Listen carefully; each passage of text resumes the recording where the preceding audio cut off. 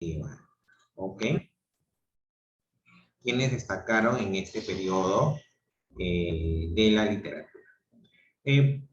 Para poder de alguna manera poner en contexto y entender en qué situaciones se desarrolló el tiempo denominado literatura medieval, ya tenemos que entender que el Imperio Romano cayó en el año 476 después de Cristo.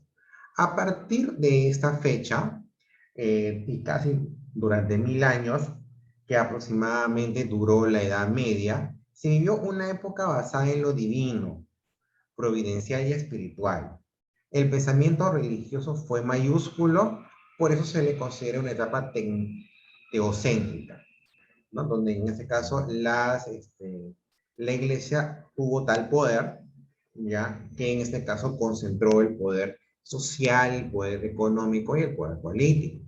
En el caso del poder económico y político lo compartió con los reyes, ¿no? Con las monarquías. Se crean las lenguas neolatinas a partir del latín. Se forman países y cada uno de ellas asimila un lenguaje propio. Sus tradiciones son cantadas por los juglares y los clérigos, de acuerdo también al público al cual se dirigen. En el caso de por ejemplo, los juglares se dirigen al pueblo, entonces sus cantos eran al pueblo. En el caso de los clérigos, en este caso se dirigen a los miembros de la iglesia, ¿no? Recuerden que en el caso de la iglesia podemos decir, ¿no? Si bien ellos querían masificar en este caso el mensaje de la iglesia, pero no es que fueran a los pueblos, simplemente iban a los que tenían el poder sobre ellos, ¿no? Y de alguna manera hacían pesar ese vínculo, ¿ok? En este tiempo de la Edad Medieval, ¿ya?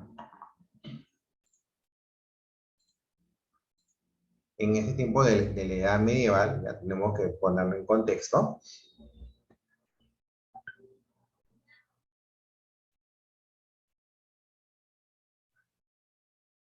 ¿ya?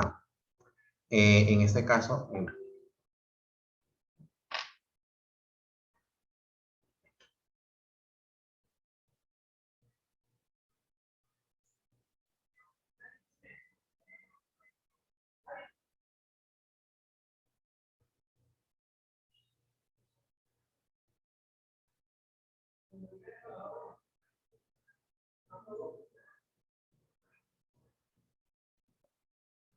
ya. Tuve que parar un ratito porque estaba escuchando algo en casa. Ya, a ver,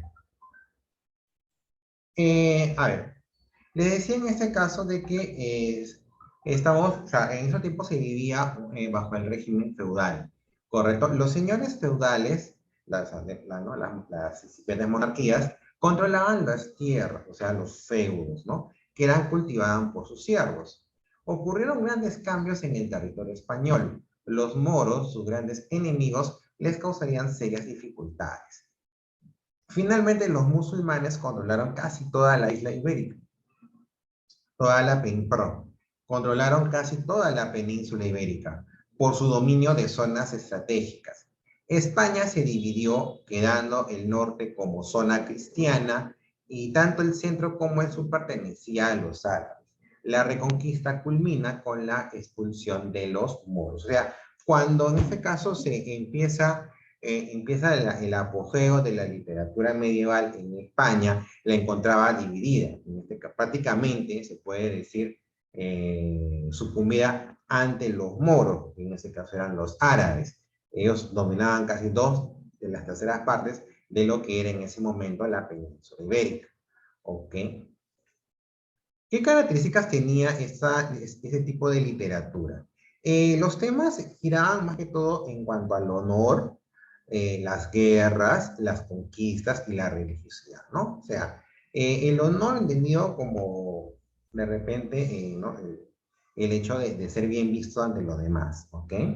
¿No? El guerrero, ¿no? El valiente, ¿ok? En ese caso, las guerras por la situación, por el contexto histórico que vivían en ese tiempo, ¿no?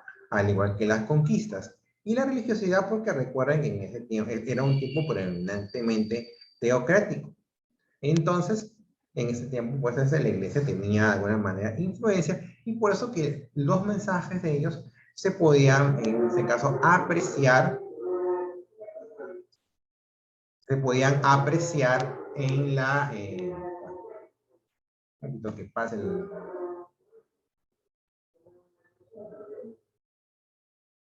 ya, les decía que se podía en este caso apreciar en los productos literarios de esta época. El mestre de clerecía, de corte culto y religioso, creó obras de carácter místico. En este caso, el mestre de juglaría de corte, era corte histórico y popular, ¿no? Entonces, había, como les decía, habían dos maneras en que se propagaba en este caso, o se podían difundir, ¿no? Los textos literarios. Primero, el mestre de clerecía, que era un corte más culto y religioso. Recuerden, ¿no? Los clérigos, en este caso, difundían su mensaje dentro de las monarquías, las élites y otros clérigos. Y los mestres de escudería eran los que, en este caso, difundían historias populares a la gente, ¿no?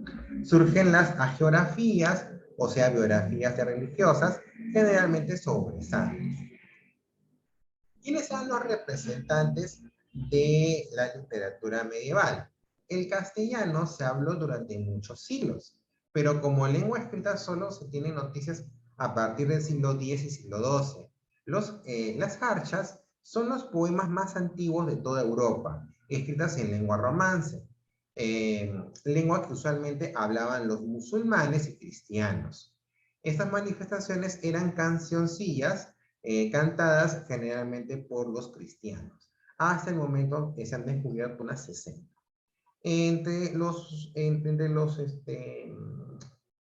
Los productos literarios más conocidos de esa época tenemos, por ejemplo, El Cantar del Mío Cid, de autor anónimo, centrado en Rodrigo Díaz de Vivar.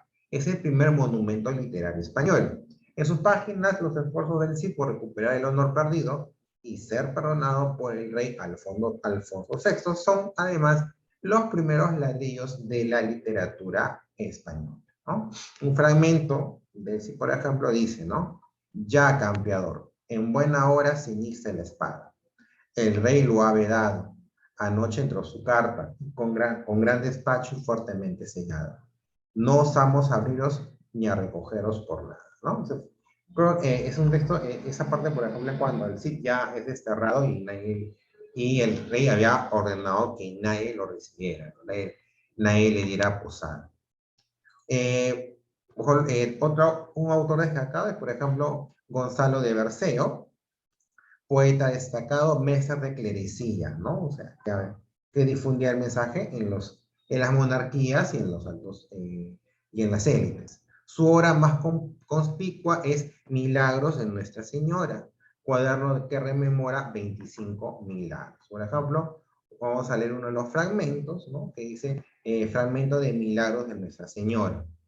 Yo, maestro Gonzalo de Berceo, nomnado, yendo de romería, caecí en un prado verde y bien cencido, de flores bien poblado, lugar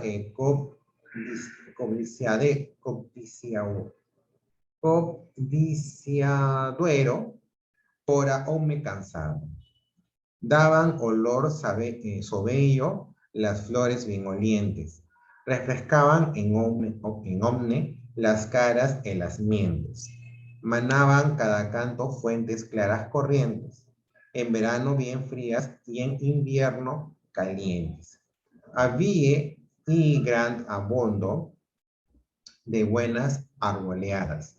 Mil granos e figueras, peros e manzaneras, en muchas otras frutas de diversas monedas, mas no había ningunas podridas ni aseadas.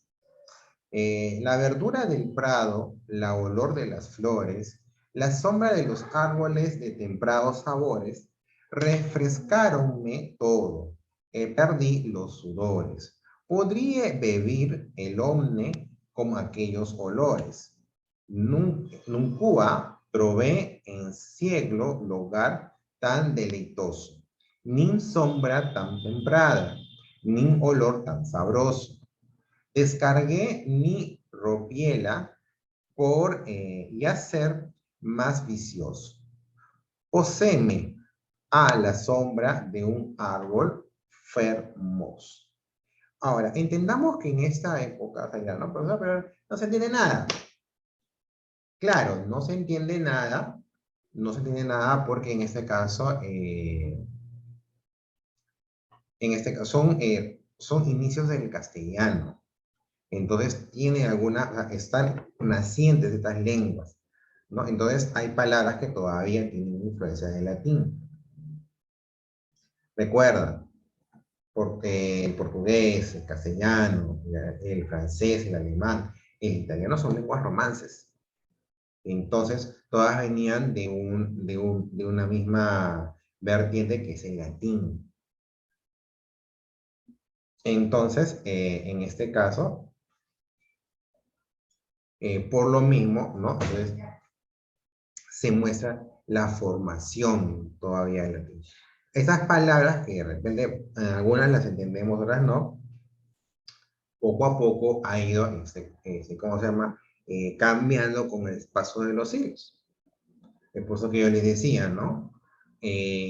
Nuevamente las palabras pueden, no, o sea, en el momento, ¿no? A corto plazo no pueden cambiar, pero a largo plazo sí.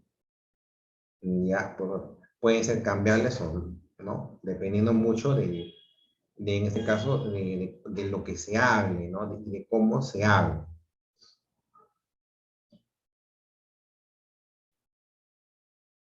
¿Ok? Entonces, por eso es que en algunas palabras se pueden entender y en otras no. ¿Ok? Ahora tenemos, por ejemplo, a Juan Ruiz Arcipreste de Ita, clérigo, autor de una sola obra titulada Libro de Buen Amor, que en prosa y verso exalta las dimensiones del amor. ¿No? Tenemos un fragmento. De sírvela, no te canses. Sirviendo, el amor crece. Homenaje bien hecho no muere ni perece. Si tarda, no se pierde. El amor no fallece, pues siempre el buen trabajo todas las cosas vence. Agradecele mucho cuanto ella por ti hiciere. Ensalza en más precio de lo que ello valiere. No te muestres tacaño en lo que te pidiere, ni seas porfiado contra lo que dijere. Busca muy a menudo a la que bien quisieres. No tengas de ella miedo cuando tiempo tuvieres. Vergüenza no te embargue si con ella estuvieres.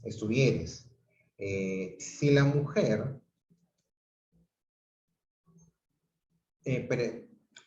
perezoso no seas cuando la ocasión vieres. Si la mujer encuentra un haragán cobarde, dice luego entre dientes, fuera, que se hace tarde. Si a una dama cortejas, tu ropón no te enfade, que tu vestido airoso haga del talle alado. La pereza excesiva es miedo y cobardía, pesadez y vileza, suciedad y astrocía. Por pereza perdieron muchos mi compañía. Por pereza se pierde mujer de gran valle. ¿Okay? De alguna manera son visiones, son pareceres de ese tiempo. ¿Okay? Entonces, podemos de alguna manera entender lo mucho que el amor podía, en este caso, podía, se podía ver, o en todo caso se podía tener como concepto en esa época. ¿Ok? Y ahora, en este caso, otra obra que es de Jorge Manrique. ¿Ok? Es un autor que nació en el año 1440 y falleció en el año 1479. ¿No? Poeta pre-renacentista, o sea, ya es En el caso de Jorge Manrique, su obra surge ya prácticamente a finales, en este caso, de la Edad Medieval. Por eso a él y a otros autores se le reconoce como pre-renacentista, porque ya ellos van esbozando cambios con respecto a la tendencia de esta época, ¿no? Autor de coplas por la muerte de su padre, elegía inspirada en eclesiastes bíblicos dedicada a su padre, don Rodrigo Manrique, ¿no? Fragmento, vamos a ver un poco del fragmento de esta obra. Recuerde el alma dormida, avive el seso y despierte contemplando. ¿Cómo se pasa la vida? ¿Cómo se viene la muerte? Están callando. ¿Cuán presto se va el placer? ¿Cómo después de acordado da dolor? ¿Cómo a nuestro parecer cualquiera tiempo pasado fue mejor?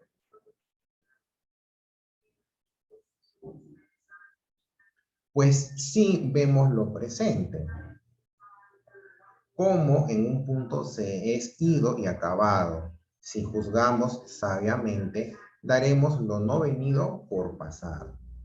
No se engañe nadie, no, pensando que ha de durar lo que espera más que duró lo que vio, porque todo ha de pasar por tal manera. Nuestras vidas son los ríos que van a dar en la mar, que es el morir. Allí van los señoríos, derechos, derechos hacia acabar y consumir. Allí los ríos caudales, allí los otros medianos y más chicos. Y llegados son iguales los que viven por sus manos y los ricos. ¿Okay? No había olvidado de anotar a los que están con cámara apagada. Vamos a anotarlos.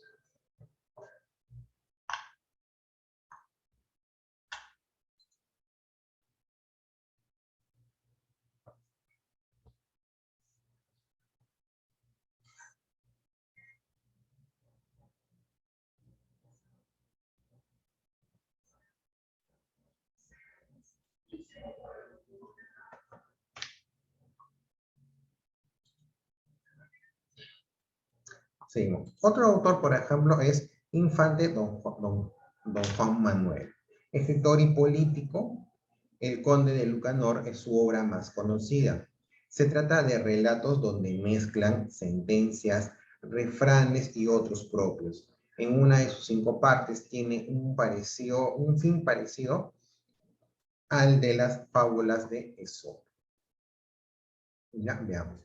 Otra vez estaba hablando el conde Lucanor con Patronio de esa manera.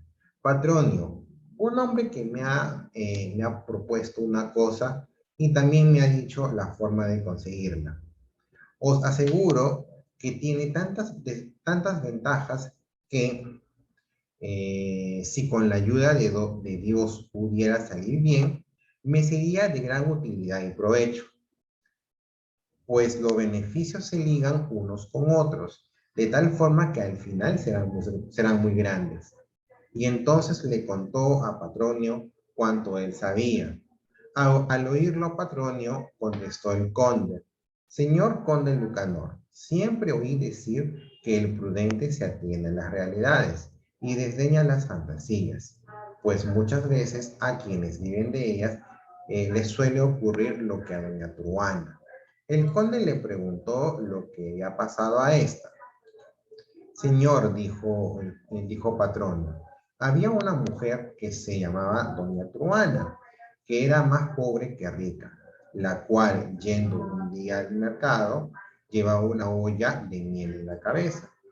Mientras iba por el camino, empezó a pensar que vendería la miel y que con lo que le diesen compraría una partida de huevos, de los cuales nacerían gallinas, y que luego con el dinero que le diesen por las gallinas compraría ovejas, siempre con ganancias, hasta que se vio más rica que nunca de sus vecinas.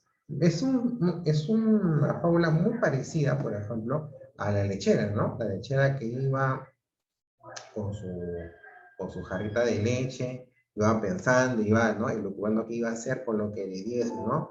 Si yo vendo esto, gano esto, y si gano esto, me compro tanto, tanto, tanto, tanto, tanto, y al final en un brinco, ¡prum! Al final se rompió la leche y se puso a llorar, ¿no? Ya todo lo que había pensado se había esfumado, ¿no? Es un problema que de repente no tengo todavía la certeza, pero sí, puede ser que por ahí esa fábula, ¿no? Haya nacido de esta historia del conde Lucanor. Fernando de Rojas es otro autor de la tragicomedia de Calisto y Melibea o La Celestina. Es una obra híbrida entre el teatro y la novela, ¿no? El argumento trata de Calisto, que se enamora de Melibea, pero no es correspondido. Sus criados, Sempronio y Pármeno, le aconsejan que busque a una vieja experta en arreglar este tipo o esta clase de cuitas. Celestina, mediante engaños y triquiñuelas, convence a Melibea de que atienda los deseos de Calisto. Al final todos los personajes mueren. Los criados matan a Celestina para buscarle una cadena de oro que le regaló Calisto a modo de pago. La justicia condena y castiga a los asesinos. Son degollados. Al poco tiempo, Calisto intenta saltar una tapia, resbala y muere. Tras su muerte, Melibea se suicida.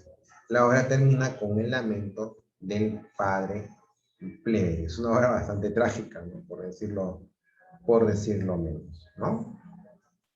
Entonces, en este caso, lo que nosotros debemos entender es que, ¿no? Es, de alguna manera, la Edad Media se puede decir que va siendo testigo de la formación del castellano, ¿no?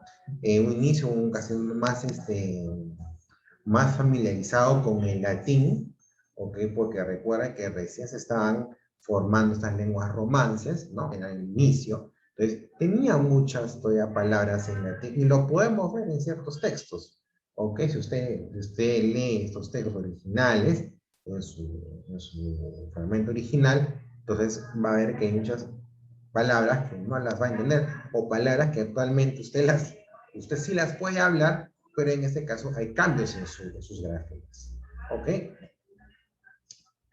Pero después, posteriormente, ya fue, al tener su auge y después su declive, va en este caso siendo objeto de cambios, ¿no? Que muchos autores denominan el pre-renacimiento, porque es el paso de la edad medieval a, en este caso, a el renacimiento, porque ya el renacimiento estipula un cambio muy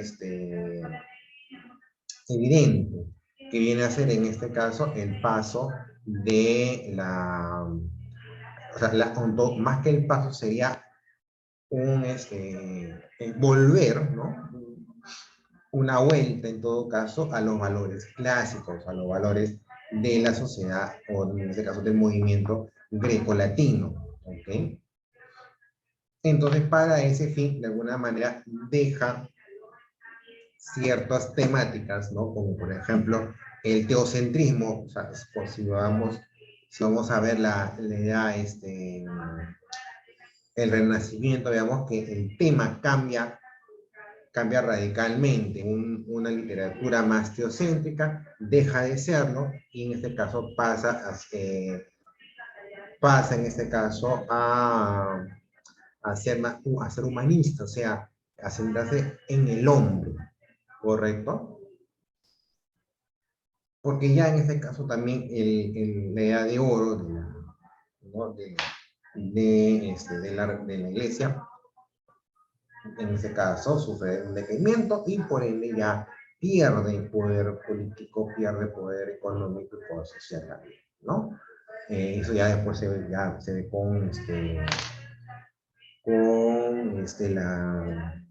el cisma que ocurre en la misma iglesia, ¿no?